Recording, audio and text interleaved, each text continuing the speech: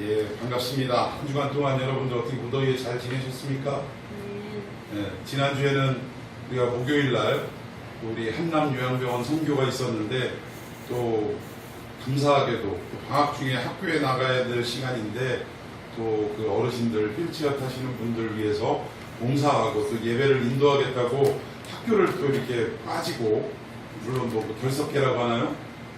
뭐 또 어쨌든 그런 서류를 제출하고 또 와서 함께 휠체어도 밀어드리고 또 예배 시간에는 앞에 나와서 또 마이크를 들고 찬양을 같이 하고 또 이런 일들을 해서 얼마나 은혜로웠는지 몰라요. 그 병원 관계자들이 병원교회 목사님이나 또는 거기 봉사하시는 분들 그런 분들이 저에게 계속 말씀하시는 게 뭐냐면 거기에 오신 어르신들이 그렇게 좋아하시더라고요. 손주 같은 아이들이 와가지고 그렇게 봉사도 해주고 예배도 인도하고 이러니까 얼마나 기뻤다고 그런지 모르겠어요. 그래서 저보고 할 수만 있으면 매달 와서 이렇게 했으면 좋겠다고 하는데 여러분들의 신분이 학생이기 때문에 그럴 수는 없고 또 다음번에 그 수능이 끝난 그때부터 대학에 가기까지 대전에 있다면 또 계속해서 가능하겠지만 또 지역이 또 달라지고 나뉘어지고 그러면 그때 잠깐 좀 하고 그러지 않겠느냐라고 겨우 달랬어요. 매주 왔으면 좋겠다고 그랬어요. 또 다음 주에 또 가야 되죠? 다음 주 목요일날? 네, 그때 가서도 또 한번 또 봉사하는 시간, 예배를 인도하는 시간 갖도록 하겠습니다. 지난 한 주 그렇게 잘 지냈다가 오늘 이렇게 예배의 시간에 또 하나님 앞에 주의를 거룩하게 지켜야 할 이 시간에 빠지지 않고 이 자리에 나와서 얼마나 반갑고 감사한지 모르겠습니다.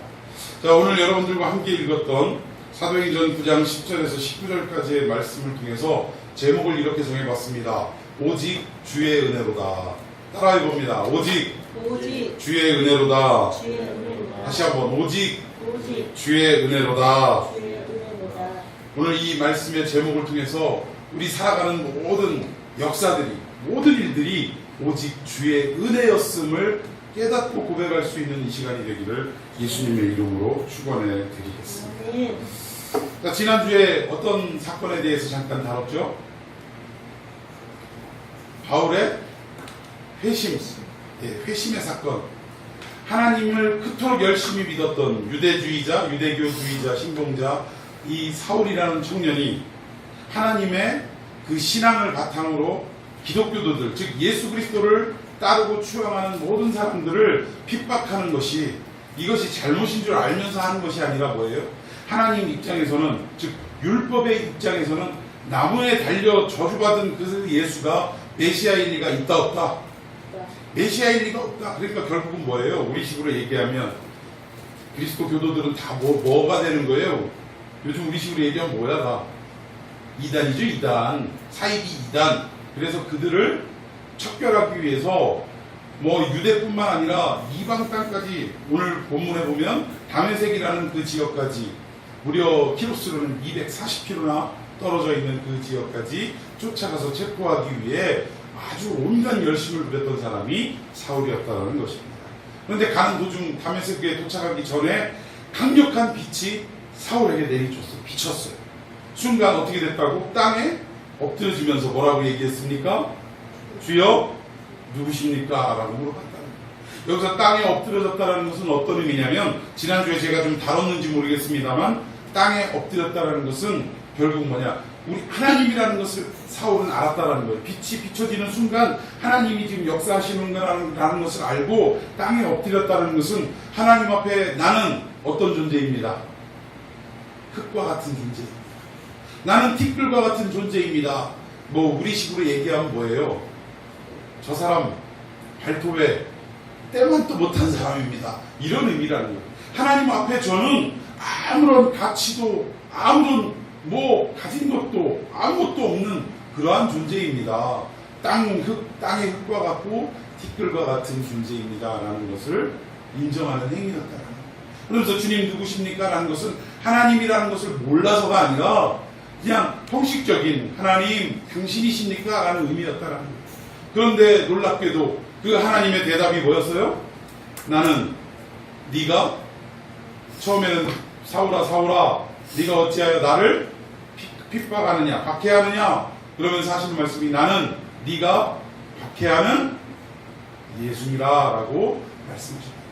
즉 이때가 하나님이 이러한 모습일 것이다 라고 생각했던, 율법적인 관점에서 바라봤던 하나님, 그 하나님을 신봉했던, 믿었던 이 사울이 가치관이 완전히 어떻게 되는 거예요? 부서지고 바뀌어지는 순간이었다.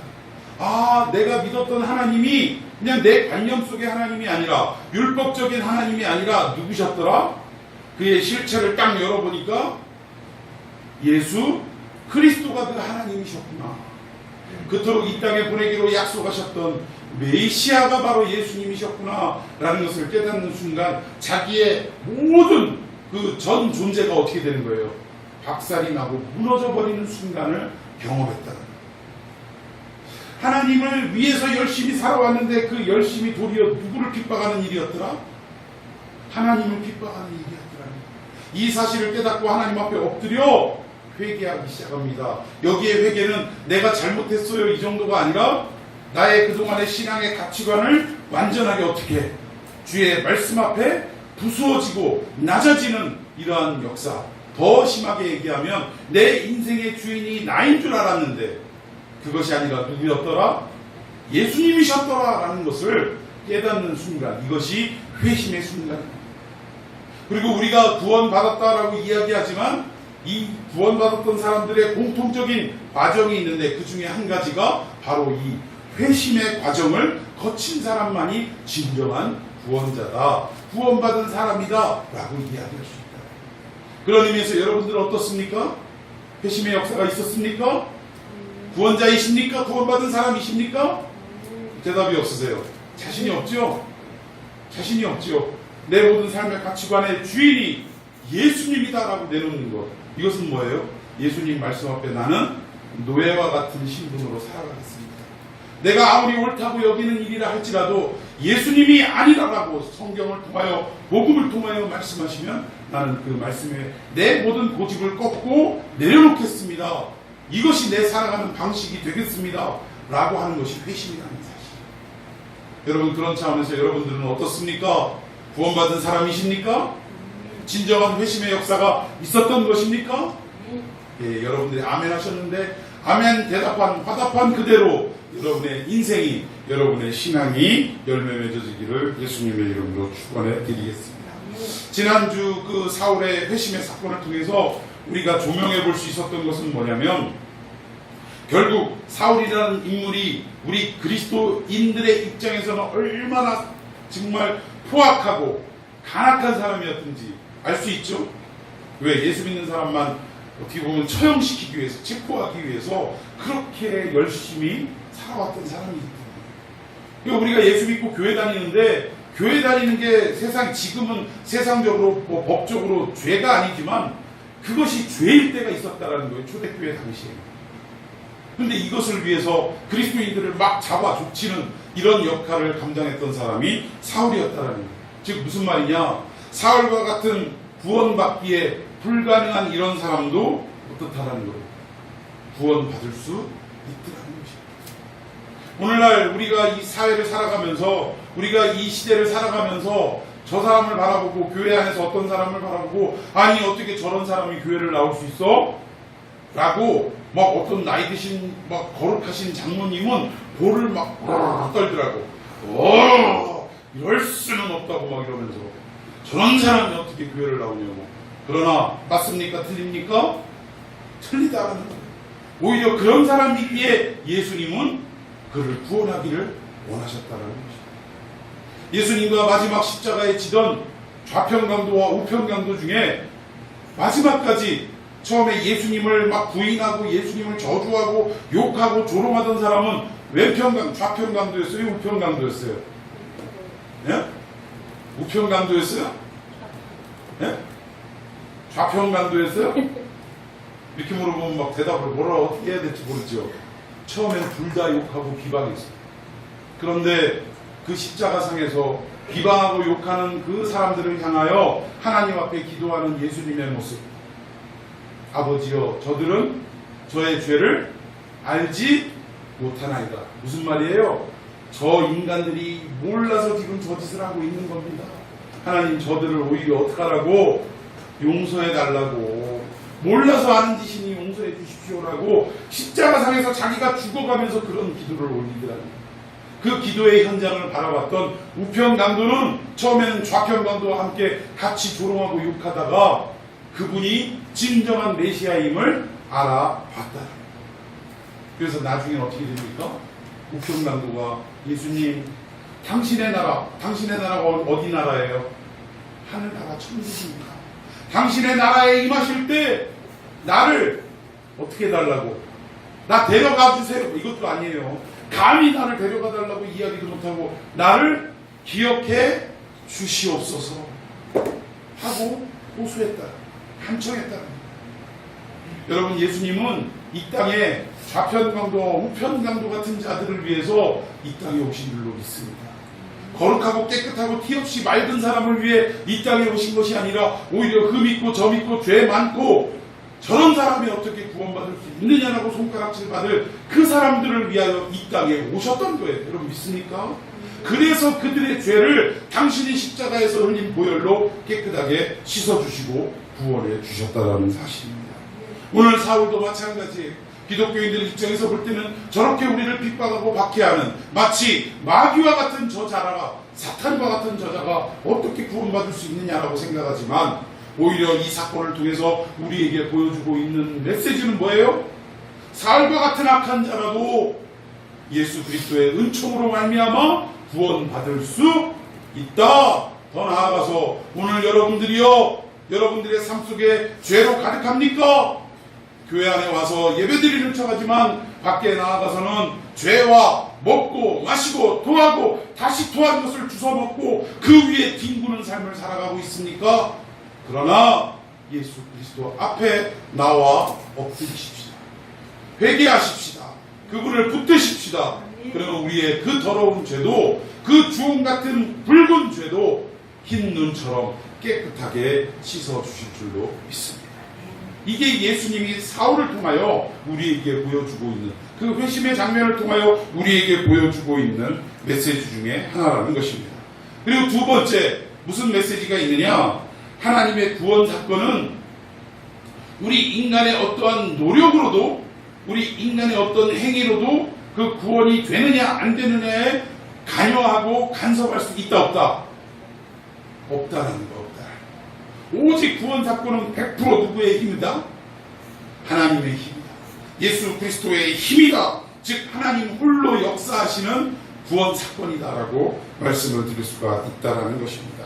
우리 인간이 도덕적으로 도를 닦고 남들에게 좋은 일을 하고 착하게 살고 바르게 살고 아무리 애쓰고 수고하고 노력한다 할지라도 그의 행위는 사람들에게 인정을 받고 칭찬을 받고 높임받고 존경받을 수 있다 할지언정 그가 그런 일을 했다고 해서 구원을 받을 수 있다라고 말할 수는 없다라는 거예요. 이 세상에서 사람들에게 인정은 받을 수 있지만 그 행위 자체로 구원을 받고 못 받고에 아무런 영향력이 없다라는 것입니다. 여러분, 그래서 우리 그리스도인들은 구제를 하고 불쌍한 사람들을 섬기고 나누고 또 도와주는 일을 하더라도 누구 안에서 해야 된다? 그리스도 안에서 해야 된다. 말씀 안에서 해야 된다는 거예요. 내가 하는 행위가 저 사람 불쌍해 하고 구제하고 동정심으로 하는 이런 행위가 아니라 예수님이 오늘 내가 저런 사람의 자리에 앉아있을 때 십자가를 지셨고 나를 구원해 주셨고 나에게 은혜를 베푸셨지. 그리고 말씀에 너도 이런 은혜를 받았으니 가서 어떻게 하라? 이와 같이 하라! 라고 명령하셨기에 저 사람이 불쌍해서가 아니라 내가 저런 자리에 있었고 예수님이 나를 그런 자리에 있던 나를 끌어올리셨고 이제는 너도 가서 이와 같이 행하라 명하셨기 때문에 예수님 말씀에 순종하는 마음으로 우리가 그에게 어떻게 하는 거예요? 섬기고 나누고 구제한다는 거죠. 그래서 우리는 가급적이면 어려운 사람을 금전적으로 도와줄 때 이런 표현은 좀 자제해야 돼요. 도와준다. 이런 표현은 자제해야 된다. 왜? 도와주는 건 뭐예요? 내 것을 가지고 나눠주는 거예요. 내 것을 가지고 또 그 사람의 필요를 채워주는 것을 도와준다라고 이야기하지만 그러나 우리가 그 사람에게 필요를 채워주고 하는 모든 것이 누구의 것이기 때문에? 하나님의 것이기 때문에 하나님의 것으로 하면서 뭘 도와줘요? 나눠주는 거예요. 그래서 여러분, 저는 우리 교회가 한 가지 큰 어떤 그 비전을 갖고 있는 것 중에 하나가, 교회가 해야 할 세 가지 중에 뭐냐면, 저는 그 세 가지를 크게 꼽는데, 첫 번째 뭐예요? 교회의 사명이 뭐야? 선교하는 사회예요. 선교. 국내 선교, 해외 선교. 정말 이 복음이 땅끝까지 퍼져나가는데 직접 가서 물품과 여러 가지의 재정을 가지고 투입하면서 그곳에서 일하는 것도 선교고, 또 뭐예요? 우리가 직접 갈 수는 없지만 그곳에 파송한 분들을 물심양면으로 섬김으로 그들이 정말 우리 대신해서 열심으로 복음사역, 선교사역을 할 수 있도록 하는 것. 이 모든 일에 이 교회가 앞장서야 된다는 거예요. 그런데 이런 일을 할 때 재정적, 금전적인 어떤 요소들이 많이 투입이 되는데, 이때 항상 조심해야 될 게, 우리는 뭐예요? 그 선교 사업에 함께하고 나누는 역할을 하는 것이지, 절대 그 선교사님들에게 지원하고 도와준다 이런 식으로 표현하면 돼야 안 돼요.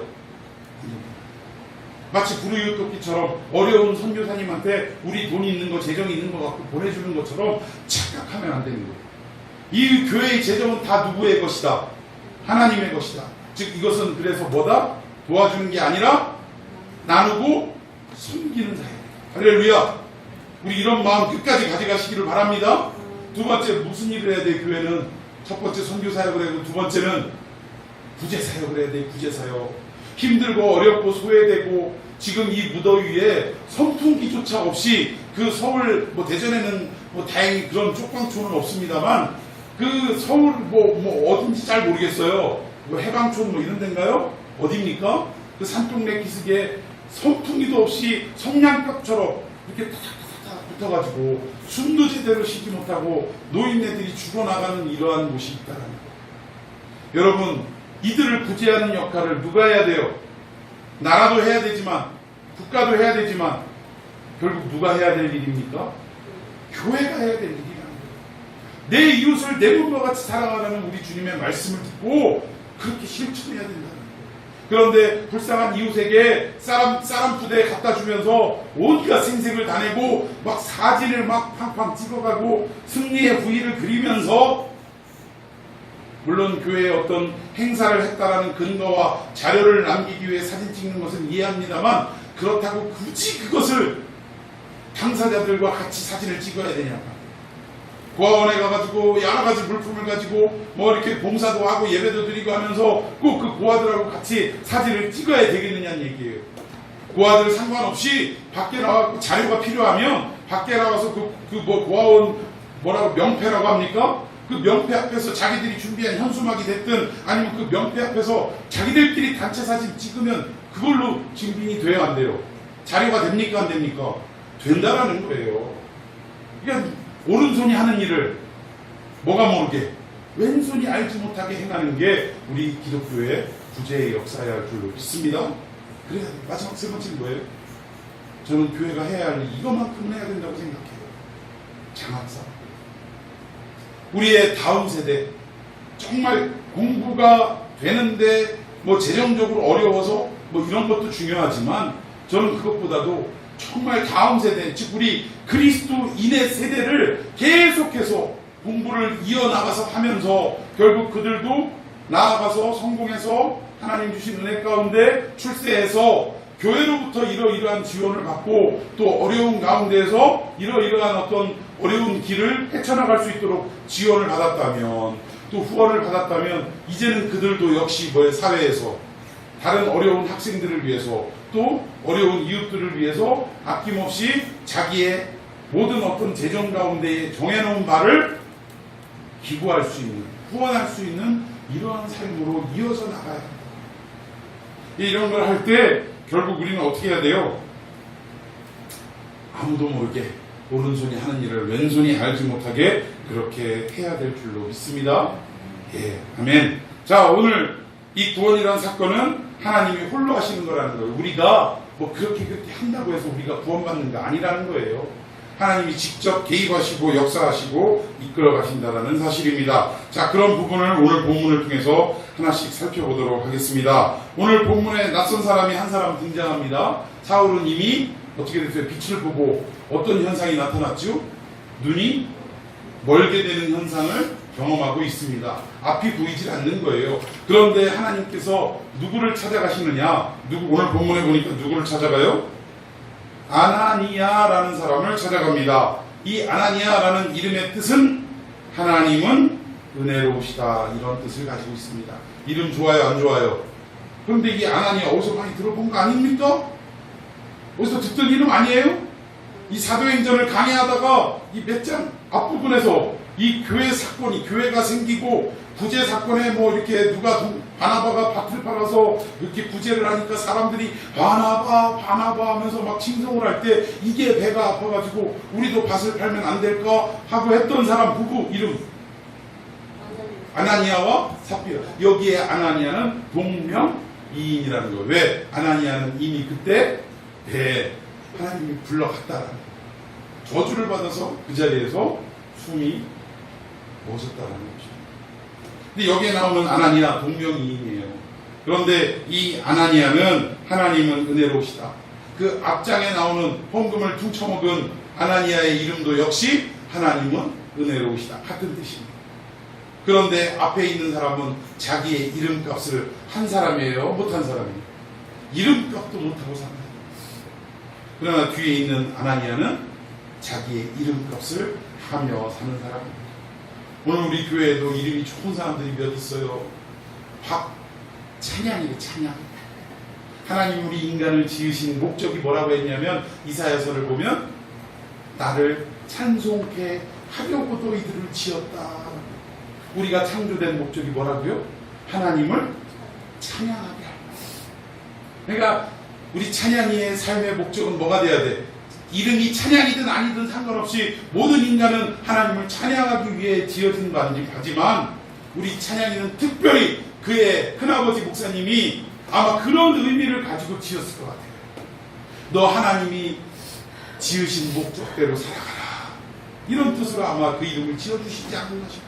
그러니까 찬양이는 어떻게 해야 돼? 일평생 하나님을 찬양하며 살아가야 된다는 거예요. 여기서 찬양을 오해하면 안 돼요. 맨날 노래만 하고 살아가라는 얘기가 아니에요.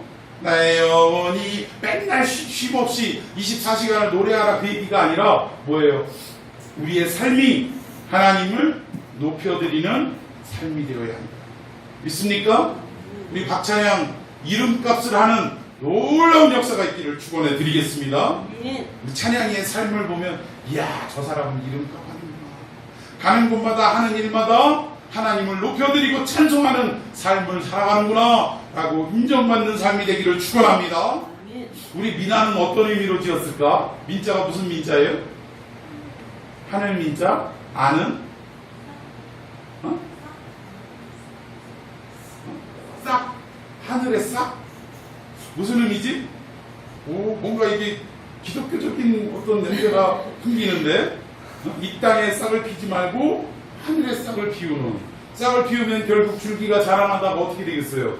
열매를 맺겠죠. 이 땅의 열매가 아니라 하늘나라의 열매를 맺는 삶이 되어라. 최 씨는 최고의 열매를 맺는 삶이 되라. 뭐 이런 뜻이 아닐까. 하나님이 예정하셔서, 하나님이 이미 만세전에 미나를 예정하셔서 믿지 않는 부모님의 마음에 감동을 주셔서 그런 이름을 짓지 않았나 싶어요. 뭐 우리 우스갯소리처럼 들리지만 믿거나 말거나가 아니라 우리는 그것을 어떻게 해요? 믿음으로 받아들이는 거예요. 믿습니까? 아멘. 자, 이름 좋은 사람들이 많아요. 저는 여러분들이 이름값 하기를 바랍니다. 아멘. 우리 미나도 하늘나라의 싹을 틔우는, 하늘나라의 열매를 맺는 이런 귀한 사람이 되기를 바랍니다. 아멘. 아멘? 네, 아멘. 이렇게 아나니아는 오늘 이름값을 하며 살던 사람이라는 거예요. 자, 하나님은 은혜로우시다. 자, 우리 본문 10절을 한번 읽어봅시다. 시작.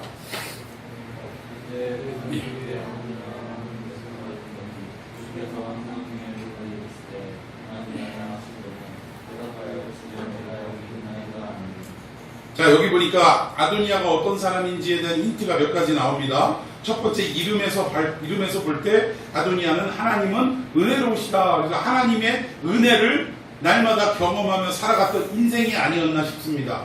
그리고 그를 뭐라고 표현해요? 아도니아라 하는 뭐가 있어요?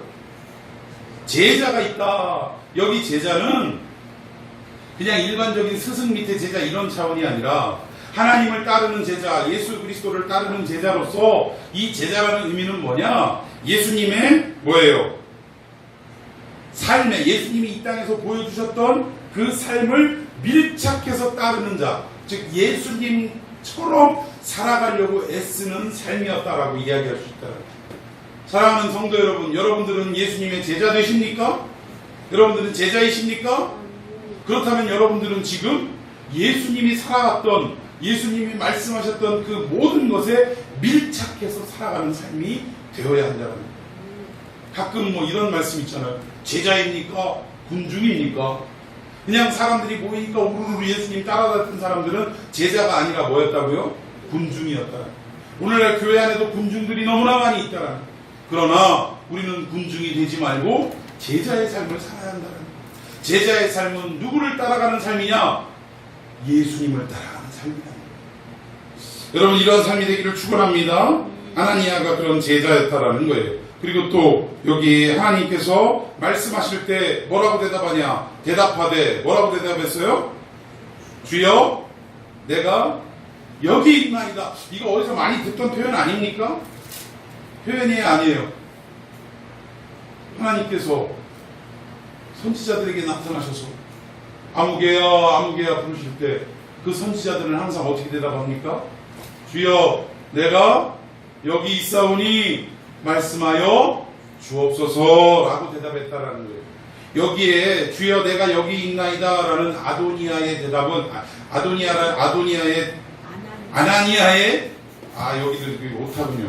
아나니아의 이 대답은 단순히 뭐예요? 저 여기 있어요. 선생님이 아무개 하고 부르면 예 하고 손드는 것처럼 저 여기 있습니다 라는 위치적인 차원이 아니라는 거예요. 공간적인 차원이 아니라는 거예요. 그럼 무슨 뜻이에요? 바로 선지자만이 할 수 있는 하나님을 향한 응답이었다. 반응이었다. 아무나 주여 제가 여기 있사오니 나를 보내소서 이런 말 못해요. 함부로. 누구만이, 구약시대에는 누구만이? 선지자들만. 오늘 이 아나니아는 뭐예요? 선지자죠? 사명을 가진 사람이다라고 이야기할 수 있습니다. 첫 번째, 하나님은 은혜로우시다라는 이름값을 하는 사람이고, 두 번째는 예수님의 삶을 따라가는, 밀착해서 따라가는 삶의 모습이었고, 마지막은 뭐예요? 선지자와 같은, 하나님의 말씀을 그대로 가서 대언하는 선지자와 같은 삶을 살아가는 사람이었다는 것을 여기 10절의 단초를 찾아볼 수 있다. 여러분, 이런 아도니아가 어떤 역사가 있었느냐? 자, 11절, 12절. 제가 먼저 11절 읽습니다. 주께서 이르시되 일어나 집가라 하는 거리로 가서 유다의 집에서 다섯 사람 사울이라는 사람을 찾으라. 그가 기도하는 중이니라. 12절.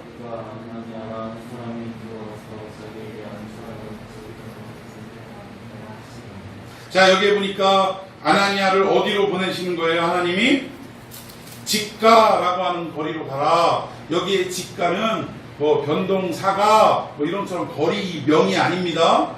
직가는 뭐냐면 고들직, 즉 반듯한 길로 가라 이 뜻이에요. 어떤 지명이 아니라는 거예요. 이 지명과 아주 유사한 어떤 그 형태가 사도행전에도 나옵니다. 자, 한번 읽어보십시다. 시작. 우리가 드로아에서 배로 떠나 사모드라게로 직행하여 이튿날 네아폴리로 가고, 즉 바울이 드로아에 있다가 네아폴리, 빌립보로 가는 그 길목인데 네아폴리로 갈 때 어떻게 가라고 했냐면 직행해서 가라라고 하나님이 말씀하셨다는 거예요. 여기에 직가라는 거리로 가라라는 것과 똑같은 의미입니다. 이것은 어떨 때 이런 의미를 이런 단어를 사용하냐면 하나님의 마음이 어떨 때냐? 급하신, 빨리 이 일을 해라라는 급하신 상태가 됐을 때 이런 표현을 자주 씁니다. 여러분, 우리도 어머님이 한참 요리를 하시다가 갑자기 요리의 그 마법의 가루 뭐예요? 다시 땡 뭐 이런 거 있잖아요. 우리 방송 나가니까 이름을 다 얘기하면 안 돼. 다시 땡 이거를 갑자기 필요해서 야 찬양아 빨리 가서 다시 땡 사와 라고 할 때 뭐라고 얘기하냐면 너 곧바로 갔다 와 이런 얘기 해야 안 해요. 이거 무슨 얘기예요? 직선거리로 달려가라는 얘기입니까?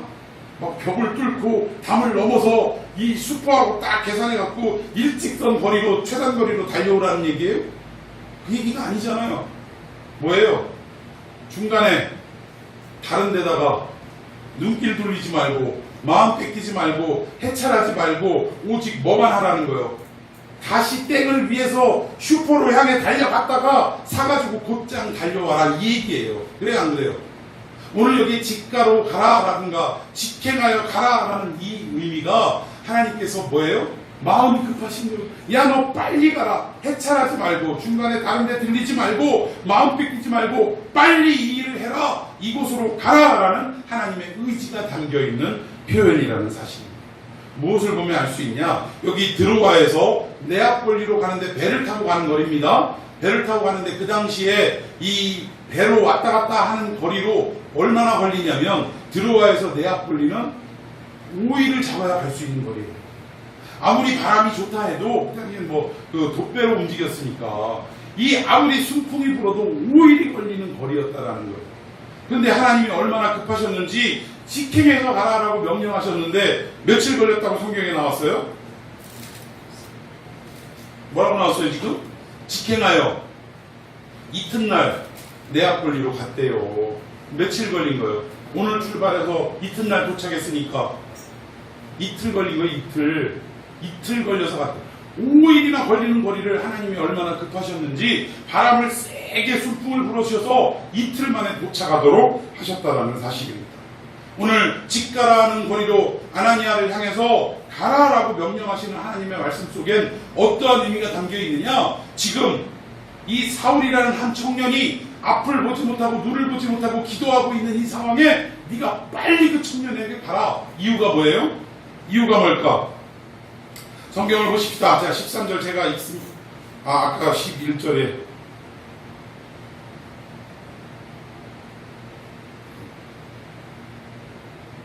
자, 기도하는 중에 있는 사울에게 빨리 가라라고 아나니아에게 하나님 말씀하셨어요.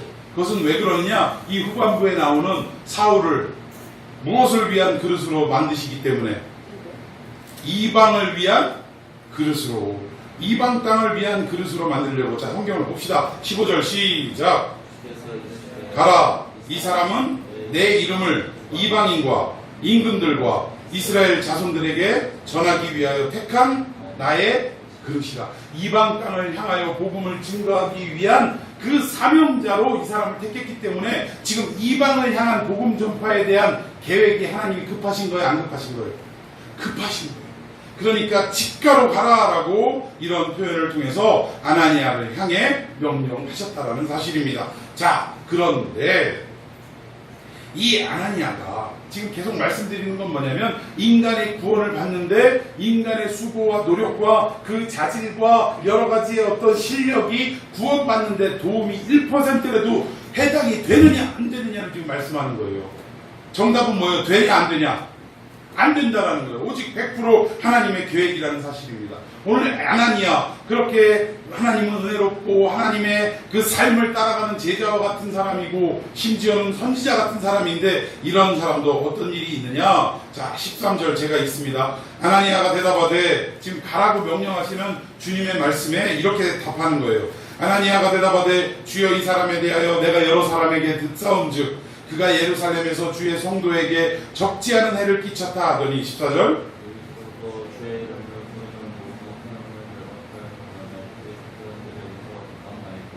자, 한 가지 부탁드리겠습니다. 성경을 읽을 때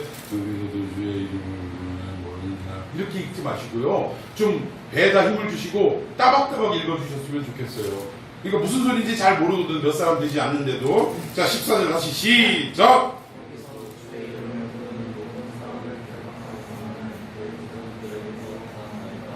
아멘. 자, 여기 보니까 지금 눈이 먼 채로 기도하고 있는 사울에게로 가라라는 이 명령. 하나님은 그 사울을 빨리 구원해서 어떻게 하시려고? 이방을 위한 그릇으로 사용하시려고 마음이 조급해서 하신 명령인데 오늘 이 아나니아 그토록 훌륭하고 칭찬받아 마땅한 이 아나니아의 반응이 뭐예요? 지금 이 뉘앙스를 보니까 가겠다는 거예요? 안 가겠다는 거예요? 안 가겠다라는 거예요 지금. 그 이유는 뭐예요? 제가 들어보니까요 사울이라는 사람 소문 들어보니까 저 사람 우리 기독교인들을 박해하다 못해 지금 240km나 떨어져 있는 이 다메섹까지 와가지고 사람을 체포하려고 왔던 사람이라고 하던데요. 근데 그런 사람을 꼭 하나님 구원하셔야 되나요? 제가 볼 때는 저 사람 악독한 사람 아닌가요? 죄인 아닌가요? 라고 반응하기 시작했다라는 거예요. 그러니까 우리도 사람을 항상 죄인이라고 해서 그 사람을 무시하고 그 사람을 구원받을 수 없는 사람이라고 낙인 찍으면 된다? 안 된다? 예? 안 된다라는 거야. 안 된다.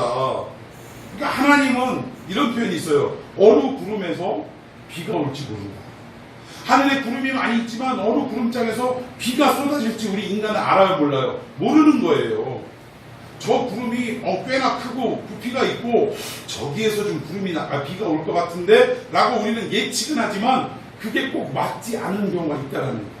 근데 손바닥만한 구름이라 별 볼 일 없을 것 같은데 라고 생각했지만 어느새 손바닥만한 구름이 이내 막 세력이 더해가지고 먹구름으로 바뀌고 막 천둥 번개가 치면서 막 소나기가 내리는 그런 경우도 보게 되더라는 거죠.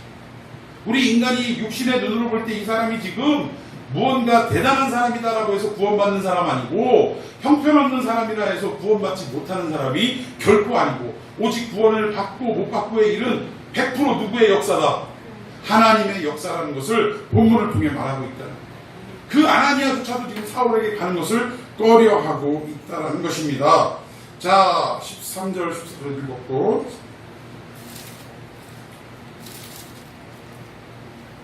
자, 15절 한번 읽습니다. 아나니아의 이 반응에 하나님 뭐라고 말씀하시냐, 예수님 뭐라고 말씀하시냐, 시작.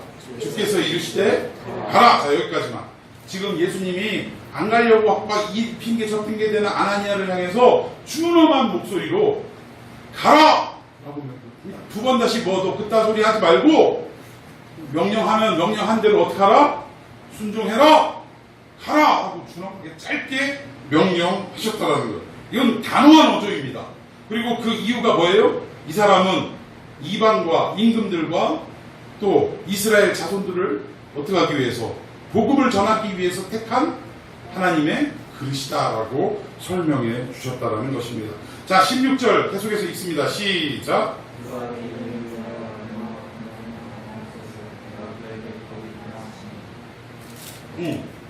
17절. 이제 사울아, 주 곧 내가 오는 길에서 나타나셨던 예수께서 나를 보내어 너로 다시 보게 하시고 성령으로 충만하게 하신다니. 자, 예수님의 준엄한 그 단호한 말씀을 듣고 아나니아는 사울에게 갑니까 안 갑니까? 갔다라는 거예요. 갔는데 아나니아가 17절에 보니까 사울을 만나자마자 어때요? 저 극악무도한 사람한테 굳이 가야 됩니까? 막 이렇게 표현하던 아나니아가 불과 시간이 얼마 되지 않았을 시간인데 17절에 뭐라고 부릅니까? 안수하면서 뭐라고 얘기해요? 형제 사울아 라고 얘기해요. 이것이 복음의 능력인 줄로 믿습니다.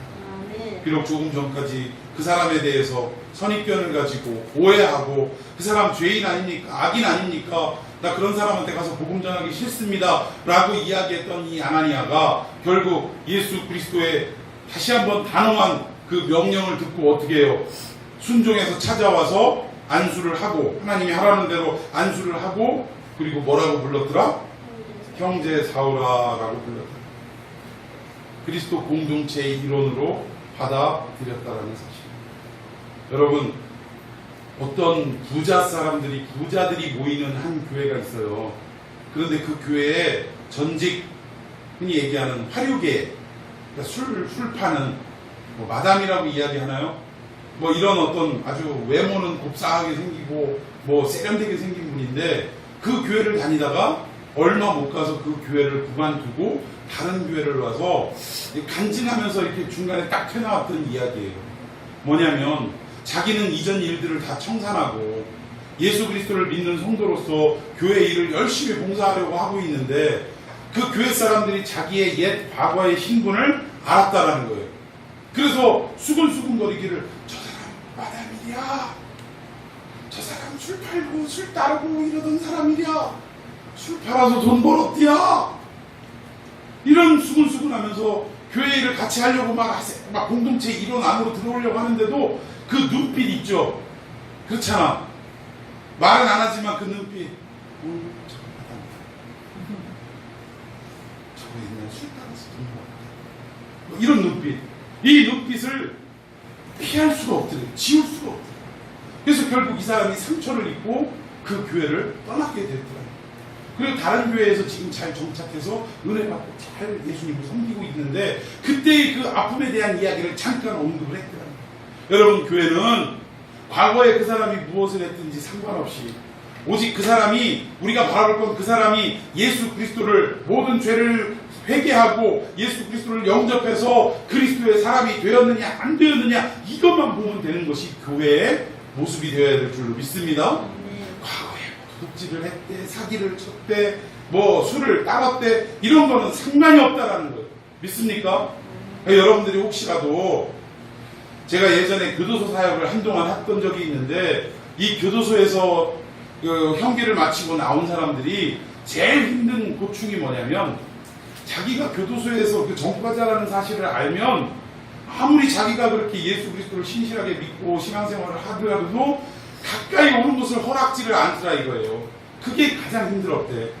그래서 심지어 지금은 전과자들만 모여서 예배드리는 교회가, 그 특수 교회들이 별도로 있대요. 이게 말이 됩니까? 여러분, 교회가 부자들 모이는 교회, 가난한 사람 모이는 교회, 심지어 미국 같은 교회는 백인만 모이는 교회, 흑인만 모이는 교회, 이게 가능한 일이에요? 있을 수 없는 일이에요. 그런데 교도소에서 나와서 모든 형기를 마치고 자기의 죄값을 감당하고 이제 예수님만 믿고 살아가겠다는 그런 사람들을 혹시나 재범할 확률이 있다고 해서 가까이 오지 못하도록 하는 것은 여러분, 교회에서 행할 일이 아닌 줄로 믿습니다. 그렇다는 거예요. 오늘 아나니아는 이 죄 많은 악행을 저질렀던 사울을 향해 형제 사울아 하고 복음의 능력으로 공동체 안으로 끌어들이는 역사가 있었다는 것입니다. 여러분, 교회 안에는 단 두 부류밖에 없어요. 용서받은 죄인들이 모이는 공동체가 교회라는 사실. 무슨 말이냐? 너도 죄인, 나도 죄인, 우리 모두 죄인. 그런데 일반 죄인과 다른 건 뭐예요? 예수 그리스도의 십자가의 보혈로 용서받은 죄인들이 모여있는 공동체가 교회라는 사실. 그러니까 누가 죄졌다고 해서 그 죄에 대해서 권면하고 다시금 짓지 않도록 하는 일은 중요하지만, 그 죄 지은 것으로 인해서 회개하고 돌이키는데도 불구하고 손가락질하고 책망하고 온 천하에 까발리고, 이것은 해서는 안 될 짓이다. 그리고 두 번째, 교회는 어떤 사람들이 모이냐? 결국 우리 모두가 죄인이기 때문에, 그래서 나는 십자가의 긍휼이 필요합니다. 오직 예수 그리스도의 십자가의 구원이 필요합니다 라고 고백하는 사람들만 모이는 공동체가 교회여야 한다는 사실. 여러분, 오늘 사울이 결국 다메섹으로 예수 믿는 사람을 쫓아가다가 강력한 빛을 보고 그 자리에 거꾸러지고 가치관이 뒤집어지는 역사가 있었어요. 이걸 회심이라고 이야기했습니다. 그리고 그는 눈이 먼 상태로, 아무것도 볼 수 없는 상태로 3일 동안 먹지도 마시지도 못하고 그저 골방에서 기도하고 있었다는 거예요.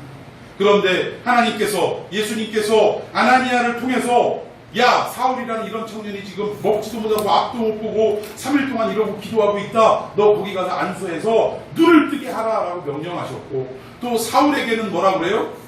너 아나니아라는 사람이 와갖고 너한테 안수 기도할 텐데 너 순순히 그 사람 받아들여라 라고 예수님은 말씀하셨다.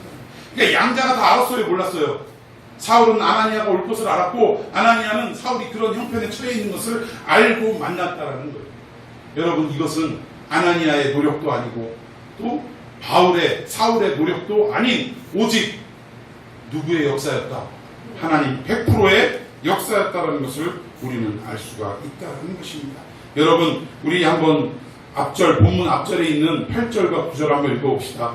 예전에는 사울이 자기의 능력으로 앞장서서 달려가고 사람들을 이끌어 나가던 사람이었어요. 그런데 다메섹에 예수님을 만나고 눈이 먼 순간부터 어떤 삶으로 바뀌었냐? 8절 제가 먼저 읽습니다. 사울이 땅에서 일어나 눈은 떴으나 아무것도 보지 못하고 사람의 손에 끌려 다메섹으로 들어가서 9절. 자, 8절에 보니까 어땠어요? 눈은 떴으나 아무것도 보지 못하고 어떻게 했다고요? 사람의 손에 끌려다니는 인생이 되고 말았다라는 거예요. 그전에는 사람들을 끌고 다니는 인생이었는데 예수님을 만나고 난 뒤에 사울의 모습은 끌려다니는 인생으로 바뀌었다는 거예요. 여러분, 이것은 무엇을 말하느냐? 우리가 하나님께 끌려다니는 인생이 되어야 한다는 거예요. 우리가 하나님도 없고 예수님도 없고 아나무인으로 자기 마음대로 달려가는 이런 인생이 아니라 이제는 하나님께 끌려다니는 인생이 될 때 이것이 진정 행복한 삶이라는 것을 깨닫게 된다는 것입니다. 여러분, 오늘 우리 모두가 우리의 삶의 주인 되신 하나님께, 그 예수님께 우리의 삶을 맡겨드리십시다. 하나님, 이것도 맡겨드립니다. 저것도 맡겨드립니다. 나는 아무것도 내 혼자 힘으로 할 수 있는 능력이 없습니다. 나의 삶의 주인 되신 주님이 모든 일을 해결하여 주시옵소서. 우리 고등학교 3학년 학생들 이제 수능이 얼마 남지 않았는데 저는 이 수능에 대한 결과를 알지 못합니다. 어떤 문제가 나올지도 모르겠습니다. 그러나 하나님, 또 어떤 대학 갈지도 모르지만 하나님, 나의 인생을 주님께 맡기오니 수능의 역사와 또 대학을 선정해서 나아가는 모든 과정을 하나님께서 인도하여 주옵소서. 나를 이끌어 주시옵소서. 맡기는 삶이 되기를 예수님의 이름으로 축원해 드리겠습니다. 그렇게 맡긴 사람은 뱃속이 편한 거예요. 내가 해결하려고 막 근심하고 걱정하면 여러 가지로 지금 고민이 많아질 수밖에 없잖아요. 그러나 나보다 크신 그 누군가에게 모든 문제를 맡기면, 지금 여러분들 옆집 유리창 깨고 왔는데 나는 지금 유리창을 물어줄 값이 없어요. 돈이 없어요. 근데 누구에게 맡기면 마음이 편해져요. 집에 가서 아버지에게, 아버지 종아리 몇 대 맞더라도 아버지 저 어떻게 야구하다가 옆집 유리창을 깼는데 물어줘야 되는데 돈이 없어요. 그러면 그래, 내가 그거 해결해 주마. 그 대신 너 공부 열심히 해야 된다 라든가, 아니면 너 오늘부터 그 유리창 값으로 구두를 닦든가, 며칠 동안 구두를 닦든가, 뭔가 이런 뭐 말씀하시는 내용이 있을 거 아니에요. 그 말씀이 딱 이루어지면 어떻게 돼요? 마음이 편해지잖아. 왜? 유리창은 누가 다 해결해 줄 거니까. 아버지가 해결해 줄 거니까. 여러분, 인생이 이러한 인생이 되기를 축원해 드리겠습니다. 결국 이렇게 아나니아의 안수 기도를 받은 사울은 그 눈이 비늘 같은 것이 떨어지면서 띄어지고 보여지는 역사가 있었다는 거예요. 할렐루야! 결국 뭐예요? 우리 인생이 하나님께 맡기고 우리의 삶의 순간순간이 오직 하나님의 은혜로만 이끌림 받는다는 것을 인정하고 주님께 모든 것을 내어 맡기면 결국 닫아져 있던 우리의 보이지 않던 눈이 어떻게 되는 거예요? 눈이 열려지는 역사가 일어납니다. 열려지는 역사가 일어났다는 것이 오늘 본문의 마지막입니다. 눈이 떠지고 그리고 결국 음식을 같이 먹으면서 다시 강건해졌다는 것이 오늘 본문의 결론이라는 사실이에요. 여러분, 이제 여러분들이 성령을 받음으로 아나니아의 이야기를 가만히 들어보면 자기가 와서 안수한 게 아니에요. 성령께서 명령하셔서 이끌어주셔서 여기 와서 안수했다라고 모든 역사를 성령의 역사로 소개하고 있더라고요. 여러분의 인생도 이제는 성령을 받아서 새롭게 눈이 떠지는 삶이 되기를 축원해 드리겠습니다. 오늘 드린 이 예배가 새롭게 여러분의 눈이 떠지는 시간이 되기를 축원해 드리겠습니다. 그러면 늘 대하던 일상이 달라지는 거예요. 이제 내가 노력하고 내가 수고해서 이루려고 했지만 오늘 처음 예배 시작의 그 목도의 말씀에 우리가 사람이 아침에 일찍 일어나고 밤에 늦게 눕는다 할지라도 하나님이 도와주시지 않으면 그 수고가 헛된 것이 우리네 인간의 인생이랍니다. 여러분, 이것을 깨달으시고 모든 것을 전능하신 하나님께 맡기며 살아갈 수 있는, 그래서 여러분들의 눈이 떠지고 마음이 평안해지는 역사가 있기를 예수님의 이름으로 축원해 드리겠습니다. 아멘. 우리 다시 한번 고백합시다. 오직 주의 은혜더라. 은혜더라. 오직 주의 은혜더라. 이렇게 고백하는 삶이 되기를 축원해 드리겠습니다. 아멘. 기도하십시다.